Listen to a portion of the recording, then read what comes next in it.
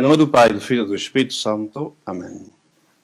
Assim que todos nos considerem como ministros de Cristo e dispenseiros dos mistérios de Deus. E com esta frase que São Paulo introduz essa última preparação para a festa do Natal. Natal é um mistério eminentemente sacerdotal, porque é o nascimento do sacerdote perfeito e da vítima sem mancha. A encarnação tem realmente esta finalidade de proporcionar para nós o sacerdote e a vítima do sacrifício que salva realmente a humanidade, os homens de boa vontade que os anjos vão cumprimentar desde as alturas dos céus, na noite do Natal, pois é justamente essa alegria é porque aparece finalmente, após os 4.000 anos da história da humanidade, aparece finalmente nosso Senhor Jesus Cristo, o Verbo de Deus encarnado, verdadeiro sacerdote e verdadeira vítima sem mancha. E então, essa dimensão sacerdotal é mesmo uma dimensão essencial, se poderia dizer, metafísica da encarnação. O sacerdócio é justamente o propósito fundamental da encarnação do Senhor Jesus Cristo. Tu não tens querido mais sacrifícios e holocaustos. Então disse: eis-me aqui, ó Deus, para fazer a tua vontade. Já no livro dos Salmos, pois o salmista expunha na boca, se pode dizer, do verbo de Deus, esta frase, pois Deus não pode ver os nossos sacrifícios puramente humanos com bons olhos, porque realmente não vale nada. Mas sim, o Verbo de Deus propôs-se para substituir-se aos homens enquanto sacerdote e enquanto vítima, para oferecer finalmente a Deus Pai um sacrifício verdadeiro. E nosso Senhor Jesus Cristo não é apenas sacerdote, senão que é o único sacerdote, agradável a Deus Pai. Porque ao mesmo tempo é verdadeiro Deus. Sim, e então, esse Deus que é justamente sem mancha, infinitamente perfeito, e é verdadeiro homem. São Paulo diz também que todo sacerdote é assuntos ex hominibus, já tomado dentre os homens. E então o Senhor Jesus Cristo vai ser também tomado dentre os homens e é capaz, porquanto, de nos representar perante o seu Pai. Atua como Deus, obviamente, mas também como homem. E então a união hipostática, em boa teologia, pois é o fundamento dessa unção sacerdotal. Nosso Senhor é sacerdote, é o sacerdote, porque é, ao mesmo tempo, na mesma pessoa, o Verbo de Deus, verdadeiro Deus e verdadeiro homem. E então ele é o pontífice, quem faz a ponte, justamente, entre Deus e os homens. E se pode dizer com toda a verdade que a encarnação do nosso Senhor Jesus Cristo é, ao mesmo tempo, a sua ordenação sacerdotal. Essa unção que a sua natureza humana recebe com a união apostática é o que o constitui como o sacerdote eterno e perfeito.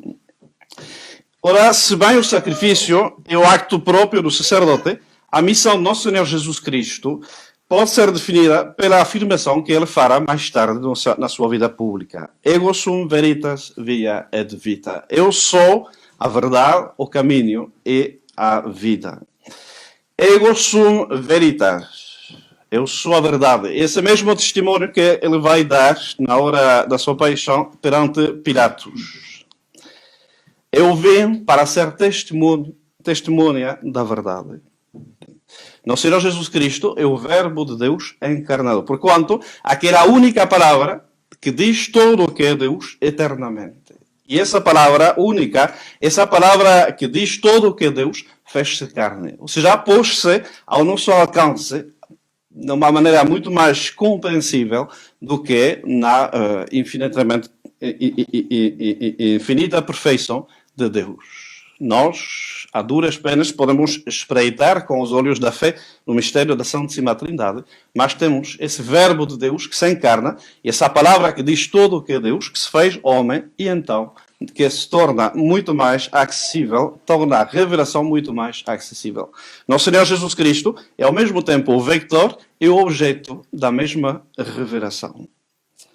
Ego sum via, eu sou a via, o caminho. E então, Nosso Senhor dirá também mais tarde, não são aqueles que dizem Senhor, Senhor, que serão salvos, mas sim aqueles que ouvem a palavra e a põem em prática. Nosso Senhor Jesus Cristo não veio apenas para pregar. Aliás, o próprio Evangelho diz que começou primeiro a fazer e depois a pregar. Nosso Senhor Jesus Cristo é o exemplo perfeito do que Deus Pai espera das suas criaturas humanas, do que nós somos. E Nosso Senhor Jesus Cristo encarna-se não apenas para dar-nos uma verdade, para contemplar, mas também um exemplo para seguir. E então, nosso Senhor Jesus Cristo dirá também, não vim para abrogar iota da lei, mas sim para a cumprir. Também, em outro lugar, sempre faço a vontade do meu Pai. E, em outro lugar, quem seguir os mandamentos do meu Pai do céu, viremos e faremos nele a nossa morada. Então, a condição para realmente sermos cristãos, sermos outros Cristos, nesse sentido, pois é justamente não apenas acreditarmos em certas verdades, mas também seguirmos os mandamentos de Deus e, além disto, mesmo os exemplos de nosso Senhor Jesus Cristo. E, por fim, nosso Senhor Jesus Cristo define-se assim, ego sum vita, eu sou a vida. E dirá também, eu vim para que tenham vida e a tenham em abundância. A encarnação une justamente duas naturezas, a divina e a humana, numa única pessoa, a pessoa do Verbo de Deus. E então, esta natureza humana de Nosso Senhor Jesus Cristo, aquela que ele assume neste momento da encarnação, está como inundada, se poderia dizer, empapada da vida de Deus, totalmente imersa na vida da Santíssima Trindade. E então, Nosso Senhor Jesus Cristo não apenas tem a graça santificante, mas ele é mesmo a fonte da graça santificante. Essa graça de união hipostática constituiu Nosso Senhor Jesus Cristo como a fonte da graça santificante. Toda a graça que nós recebemos mana desta fonte que é Nosso Senhor Jesus Cristo, Verbo de Deus encarnado. E então, o que a Igreja faz através do seu sacerdócio, justamente, não é outra coisa do que continuar a encarnação do Verbo de Deus. Essa graça não entra no mundo senão pelo sacrifício. O amor de Deus, essa vida de Deus que Deus quer nos comunicar, entrou no mundo, ou voltou ao mundo, para ser mais preciso, voltou ao mundo por meio do sacrifício. Porque a graça de Deus foi perdida por um pecado. E era preciso recobrar esta vida da graça mediante uma reparação daquele pecado. O pecado original e também todos os pecados pessoais dos fiéis, dos homens, pois através dos séculos e dos séculos. E então, esse sacrifício redentor do Senhor Jesus Cristo é que vai dar-nos a vida. Não há amor maior do que dar a sua vida pelo amado.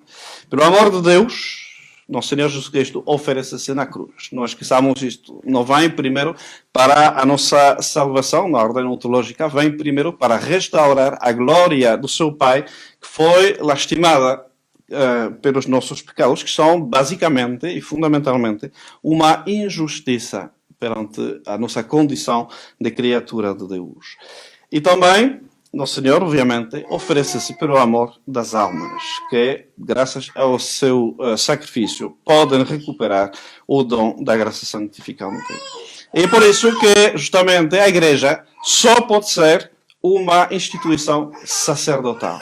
Não existe, pois, uma Igreja que não seja ou que possa prescindir de essa dimensão sacerdotal. Jesus Cristo diz, Bossuet, a Igreja, é Jesus Cristo estendido e comunicado. E então, é essencialmente essa instituição sacerdotal que Nosso Senhor Jesus Cristo funda. E o que a Igreja precisa para viver, e que hoje poderíamos dizer que praticamente precisa para ressuscitar ou recobrar essa saúde, essa santidade que ela tem por essência, e mesmo de sacerdotes que sejam mesmo ministros de Cristo e dispenseiros dos mistérios de Deus. Sacerdotes que preguem a verdade revelada a doutrina perene da Igreja sem acrescentar nem tirar absolutamente nada.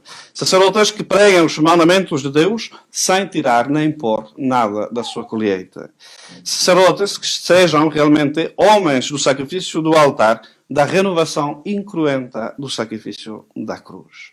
Se a Igreja não volta a essa doutrina e essa prática do sacerdócio, então a crise não vai acabar nunca. Porque a crise da Igreja é primeiramente uma crise do sacerdócio. Porque tocando pois, na doutrina, tocando na moral, tocando no culto, pois destroem precisamente aquela missão sacerdotal da Igreja. E a falta de sacerdotes que nós constatamos hoje, talvez em Portugal um pouco menos do que em outros países, mas esperem-se 10 anos e vão ver o que acontece, porque os sacerdotes portugueses ainda são numerosos, mas são velhos também, a maioria deles.